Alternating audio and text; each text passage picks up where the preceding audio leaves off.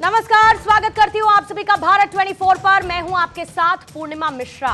नए साल का आगाज हो चुका है और नए साल के आगाज के साथ एक तरफ जहां पर तापमान में गिरावट दर्ज की जा रही है तो वहीं पर सियासी पारा लगातार चढ़ता जा रहा है। एक तरफ बीजेपी 2024 को लेकर लगातार रणनीति बनाने में जुटी है तो दूसरी तरफ इंडिया गठबंधन के सभी सहयोगी दल फिलहाल सीट शेयरिंग और संयोजक को लेकर मंथन कर रहे हैं।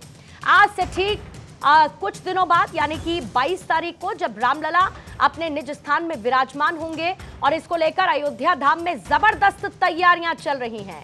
अयोध्या दुल्हन की तरह सज चुकी है। साधु समाज और वीएचपी जैसे संगठन इस कार्यक्रम को यादगार और भव्य बनाने के लिए लगातार कोशिशों में जुटे हैं तो दूसरी तरफ आज बीजेपी की एक महत्वपूर्ण बैठक हुई। 2 फेजेस में हुई इस बैठक में 2024 का चुनाव और राम मंदिर को लेकर मंथन किया गया है। इस बैठक में जेपी नड्डा और अमित शाह शामिल हुए और जानकारी यह भी है कि इस बैठक में राम मंदिर के अभियान को एक मेगा इवेंट बनाने की रणनीति पर चर्चा की गई। इस मंथन से निकला क्या, इस पर आगे चर्चा करेंगे। इसके राजनीतिक मायने, धार्मिक मायने समझने की कोशिश भी करेंगे। लेकिन ऐसे में सवाल यह उठता है कि क्या बीजेपी इस मेगा अभियान के जरिए 2024 की राह को आसान करने की कोशिश में है। आपको यह भी बता दें कि बीजेपी अपने मेगा अभियान के जरिए आखिर क्या तैयारी कर रही है। सबसे पहले सोर्सेज ये बता रहे हैं कि बीजेपी ने राम मंदिर आंदोलन के प्रचार का फैसला किया है और इस अभियान के तहत राम मंदिर आंदोलन की गाथा को जन जन तक पहुंचाया जाएगा। इस कार्यक्रम की शुरुआत 25 जनवरी से होकर 25 मार्च तक चलेगी, यानी कि पूरे 3 महीने तक यह अभियान चलाया जाएगा और इसके अगले महीने लोकसभा चुनाव की शुरुआत हो जाएगी। इस आंदोलन के जरिए बीजेपी राम भक्तों की पूरे देश में मदद भी करेगी। अयोध्या में 50,000 लोगों के रुकने का इंतजाम किया जाएगा और साथ ही अयोध्या के लिए 430 से अधिक ट्रेनें भी चलाई जाने वाली हैं। अब जरा आप ये भी समझिए कि आखिर राम मंदिर का मुद्दा बीजेपी के लिए क्यों और कैसे न सिर्फ भावना से जुड़ा है बल्कि चुनाव में जीत को लेकर भी ये एक मेजर फैक्टर है। 1984 लोकसभा चुनाव में बीजेपी को महज 2 सीटों पर जीत मिली और इसके बाद बीजेपी ने राम मंदिर का मुद्दा उठाया। 1989 में बीजेपी को 85 सीटों पर जीत मिली। लालकृष्ण आडवाणी की गिरफ्तारी के साथ ही बीजेपी समर्थित वीपी सिंह की सरकार गिरी, लेकिन इसके बाद हुए दोनों चुनावों में इस मुद्दे का असर भी साफ नजर आया। बीजेपी को 1991 में 120 और 1996 में 161 सीटों पर जीत मिली है। अब जरा बात आज की तारीख की कर लेते हैं, क्योंकि एक तरफ अयोध्या में भव्य राम मंदिर की प्राण प्रतिष्ठा होनी है। करोड़ों राम भक्तों का दशकों पुराना इंतजार, या मैं अगर इसको स्पेसिफाई होकर कहूं तो 500 वर्षों का इंतजार है जो अब खत्म होने वाला है। लेकिन दूसरी तरफ इसको लेकर सियासी स्टेटमेंट्स लगातार जारी हैं। लगातार हम इस पर चर्चा भी कर रहे हैं दहाड़ में। लेकिन कैसे, इन 4 खबरों से आप ये समझिए। पहली खबर क्या है, प्राण प्रतिष्ठा से ठीक पहले ओवैसी का, असदुद्दीन ओवैसी का, एआईएमआईएम चीफ का भड़काऊ स्टेटमेंट आता है और इसको लेकर साधु संत समाज में नाराजगी बनी है। दूसरी खबर क्या है, मंदिर पर आरजेडी के नेता का विवादित पोस्टर, जिसको लेकर हमने कल भी बहस की थी और आरजेडी बीजेपी के साथ साथ अपनी सहयोगी जेडीयू के भी निशाने पर अब वो आ चुकी है। तीसरी खबर क्या है, 31 साल बाद कर्नाटक में राम मंदिर से जुड़े हुए आंदोलनकारियों की गिरफ्तारी को लेकर देश भर में साधु संत समाज ने विरोध व्यक्त किया है। और चौथी खबर यह है कि राम मंदिर निमंत्रण से जुड़ी हुई, जहां पर अखिलेश यादव ने कहा कि जिनको राम बुलाएंगे वही कार्यक्रम में जाएंगे। और यूपी के मुख्यमंत्री योगी आदित्यनाथ ने इस पर निशाना साधते हुए कहा है कि जो राम का नाम लेते नहीं थे अब उन्हें भी निमंत्रण का इंतजार है।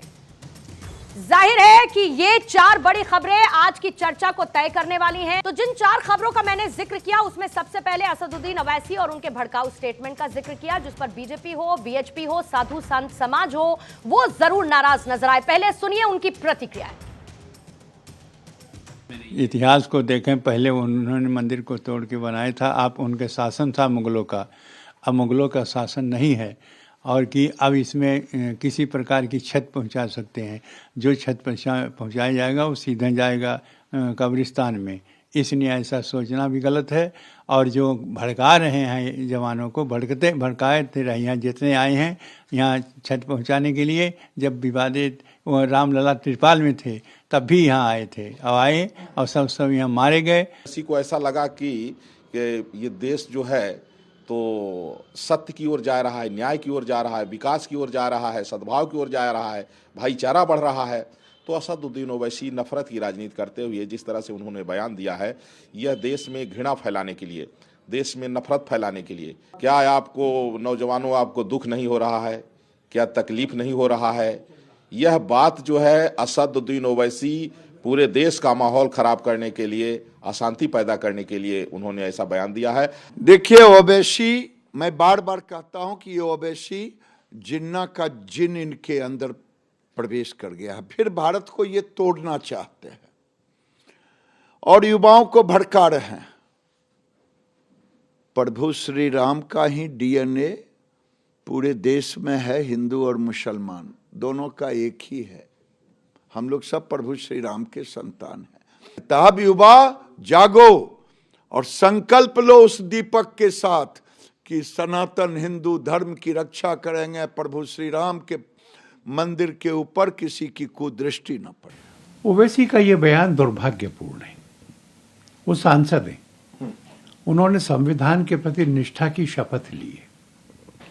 सुप्रीम कोर्ट के 5 न्यायाधीशों ने सर्वसम्मति से निर्णय दिया कि ये राम जन्मभूमि है, तो इसका विरोध करना, वहां पर मस्जिद की पुनर्स्थापना की बात करना, ये तो पूरे देश की संवैधानिक व्यवस्था का, उसके इंस्टीट्यूशंस का अपमान करना है। ओवैसी की बात मीडिया में खूब आती है पर मुसलमान सुनते नहीं है, और मुझे लगता है कि वो उस शपथ को भूल गए हैं जो उन्होंने संसद में प्रवेश के पहले ली थी। तो बीते कुछ वक्त में जिस तरीके से बयानों की बहार बही है, जब प्रभु श्री राम का मंदिर लगभग बनकर तैयार है, प्राण प्रतिष्ठा का कार्यक्रम होने वाला है, पूरे देश में हर्षोल्लास है और प्रधानमंत्री मोदी कहते हैं कि दिवाली की तरह इस उत्सव को मनाइए, तो ऐसे बहुत सारे लोग हैं जिनको ये भव्य और दिव्य कार्यक्रम चुभने लगा है। कभी निमंत्रण के नाम पर राजनीति हो रही है, तो कभी राम मंदिर निर्माण पर ही राजनीति करते हुए सियासी बयानबाजी का दौर शुरू हो चुका है।